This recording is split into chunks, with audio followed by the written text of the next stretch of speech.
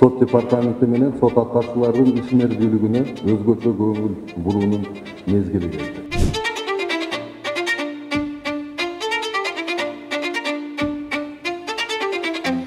Жогорку соттун төрагасы Медербек Сатыев сот департаментинин коллегиясына катышты. Коллегияда өткөн жылдагы ишмердүүлүктүн жыйынтыктары чыгып, сот аткаруучулар отчет беришти. Сот департаментинин кызматкерлерине кайрылган жогорку соттун төрагасы Медербек Сатыев учурда сот тутумуна карата коомдо айтылып жаткан сын пикирлерди эске алуу менен сот чечимдеринин ыраттуу жана өз убагында аткарылышын өзгөчө мааниге ээ экендигин баса белгиледи.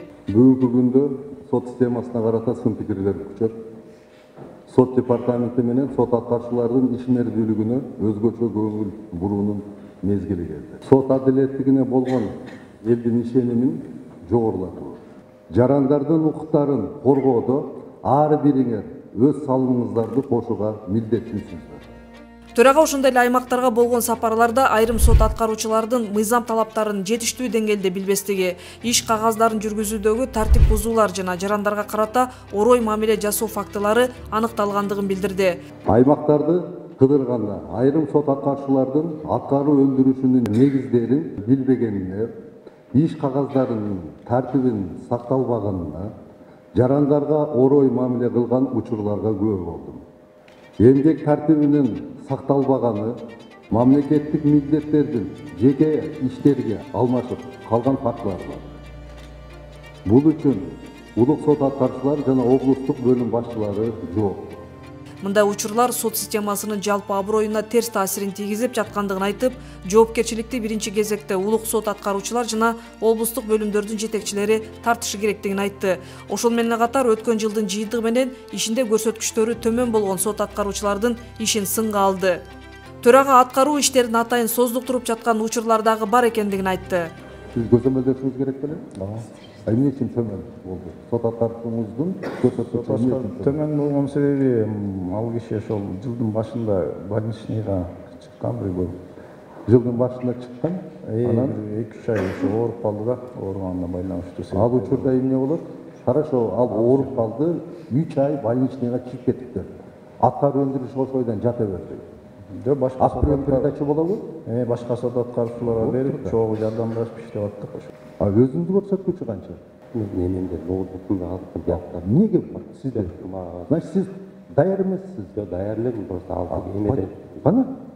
Эмеси көп да тиги баракка көп. Ар бир сот аткаруучунун көрсөткүчү сиздин алдыңызда болуш керек эле. Айрым сот аткаруучулар коллегияга даярдыгы жок келгендиги көрүнүп турду. Иш планы барбы өзү? Мен ушудан эле баштайынчы.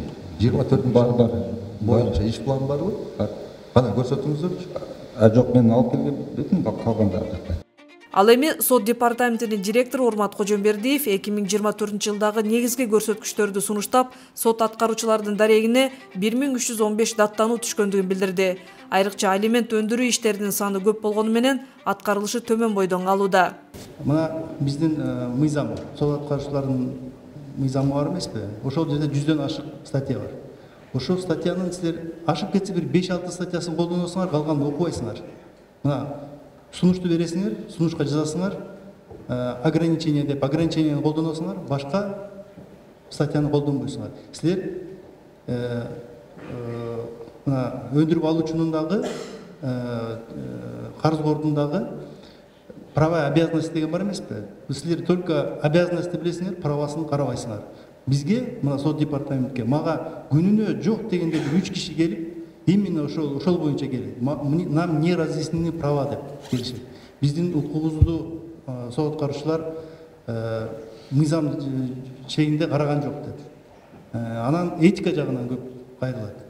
Баягы развиваться этпейин деген сот аткаруучулар тилекке каршы ошо бир 5-6 статья менен иштеп эле анан бир жерде эле рутинада отура бересиңер да, жаман айтса таарынасыңар, капа болосуңар. Критиканы да туура кабыл алууга. Мындан тышкары өлкөнүн бардык сот аткаруучулары чогулган жыйында сот системасын санариптештирүү, аткаруу өндүрүшү жана инфодокс автоматташтырылган тутумдарын өнүктүрүү, электрондук аукционду киргизүү сыяктуу демилгелерди ишке ашыруу маселелери да каралды.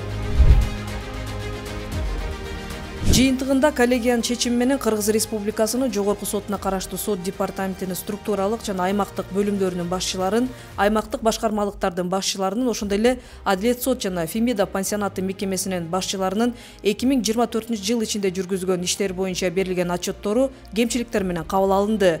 Мындан улам коллегия бир катар сот аткаруучуларга тартиптик чараларды көрүү, ал эми ишинде жетишкен айрым сот аткаруучуларды сыйлоо туурасында сунуштарды берди.